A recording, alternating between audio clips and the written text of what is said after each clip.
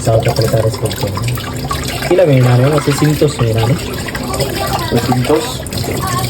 Sa Andred may nani mo? Dapat? Wala eh. Ha? Abot? Kung ililigtas mo lang ang anak ko, ibibigay ko sa'yo ang kahit anong gusto mo. Mga Pinipiling Anson, huwag niyo pong gawing mahirap ito para sa akin.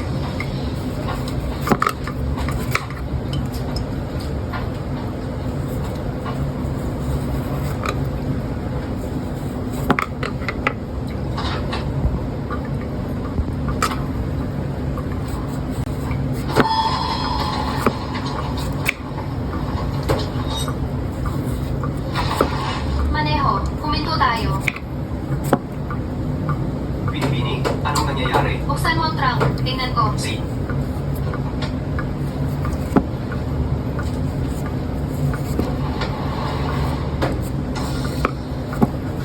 Chloe, ang lakas ng loob mong sumunod ng palihim sa akin hanggang dito.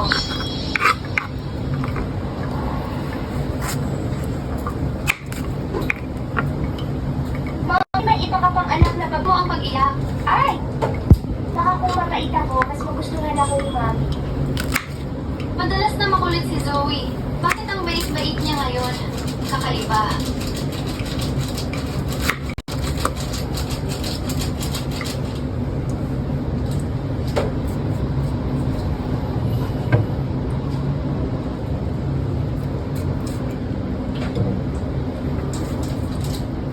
Mayordomo? may masamang balita. Arya, nawawala si Chloe. Alam ko, sumunod siya ng palihim sa akin pabalik. Ano, ang tapang naman ng batang yun. Oo nga pala, nakita mo ba si Dr. Chin? Lumalala ang kalagayan ni Leo. Kailangan nating ipa-schedule ang operasyon sa lalong madaling panahon. Nahanap ko na siya. Huwag kang mag-alala. Makakahanap ako ng paraan. Si, Hindi ko inakalang may ate ako may siya pagkala.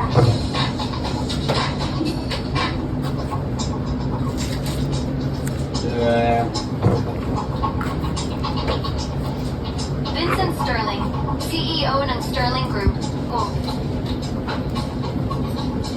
Maghintay ka lang. Kakabin ko ang sistema ng kumpanya mo at magtatanim ng nakakapinsalang virus. Tapos na. Chloe, lumabas ka riyan. Aayusan ka ni Mommy ngayon, tapos kakain tayo sa labas. At darating din si Leo, kaya mamili tayo ng bagong damit para sa kanya, okay? Mami, oh haha. Ito pala ang pakiramdam na may Mami. Ang saya. Anak, sumama ka sa magandang alley at subukan mo ito at titingnan ulit ni Mommy. Sino ba yan? Si Anya Anson ba yan? Paano naglakas loob ang isang pokpok na tulad niya na bumalik sa lungsod ng Revilla? Ikaw, Hey! Si Anya Anson ay nakipagdalik sa kung sinong lalaki. Nagkaroon ng anak sa labas at minasak ang kumpanya ng pamilya mo. Naku naman, kung ako ang nasa kalagayan mo, matagal na sana ako nagpakamatay. Anong lakas ng loob mong bumalik? Kung ako ang tatay mo, gagalit ako ng gusto hanggang sa libingan ko. mahimik ka. Anong karapatan mong banggitin ang tatay ko? Arya Anson, anong lakas ng loob mo sampalin ako? Maldita ka. Bububugin kita hanggang sa mawalan ka ng buhay. Tama na. Hindi ka ba nahihiyang mag-ingay sa publiko? Ako ang nag-iingay? Siniraan niya ako. At ikaw ay kakampi niya. Lucas, lalaki ka ba talaga? Wala akong oras para dito. Maging aware ka sa lugar mo. Malang Panginoon. Arya Anson, yan ba yung bastardo na pinagbuntis mo noon? Sinong tinatawag mong bastardo? Bantayan mo ang bibig mo. Bastardo nga siya. Anong sabi mo? Kung hindi siya bastardo. Nakita ka! Walang hiya ka. Matagal na kitang gustong suntukin. Hinampas mo ako? Papatayin kita! Lucas, patayin mo siya. Bumalik lang siya para mag-igatid. Kadiri kayong dalawa noon. Ninakaw niyo ang yaman ng pamilya ko. At pinatay pa ninyo ang tatay ko. Anong masama sa paghihiganti? Arya Anson, dahil ayaw mong umayos, Trabaho na ito. Trabaho na ito.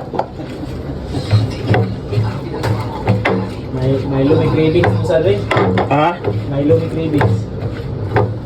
Milo bot? Ma'am, siya ba ang daddy mo? Siya talaga. Ang nagulat ito na walang problema sa kanyang pag-isip. Maki, Posible bang ang kawalan ng pagmamahal ng ina kay Zoe ang dahilan ng kanyang split personality? Tama. Hello? masamang balita, ginoong Starlight. Lahat ng mga computer ng kumpanya ay tinamaan ng virus. Kompromisado ang lahat ng datos. Hindi rin ito maayos sa mga technician. Ano ang gagawin natin? Ah, Tama. Tulo na ako na bro. naayos na ito. Ano ba ang ginagawa ng departamento ng IT? Malaki ang sinasahod nila sa kumpanya at hindi nila kayang harapin ang isang hamak na hacker. Sabihin mo sa kanila kung hindi nila magagawa ang trabaho nila. Yan yung una, wala nabulit. Nabulit pa. Okay lang. Pero Ayan, ikinuha lusong. ko ni daddy. Ano? Ngayon na nagbalik kami ng pagkakasya. Ah! Mommy,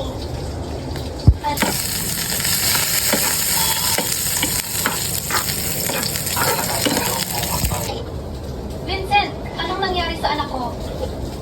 Lumabas ka, hindi siya anak mo. Kung muling magpakita ka sa harap niya, gagawin kong impyerno ang Mommy! Ah! Joy! Zoe, kumusta ka na ngayon? Sabi gusto kong kasama. Huwag kang umiyak, Mommy. Mommy, bukay na.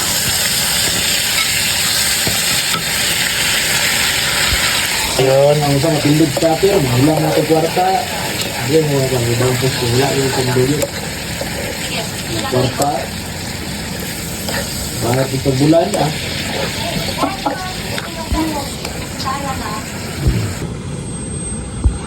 Bakbakan na daw, Mi.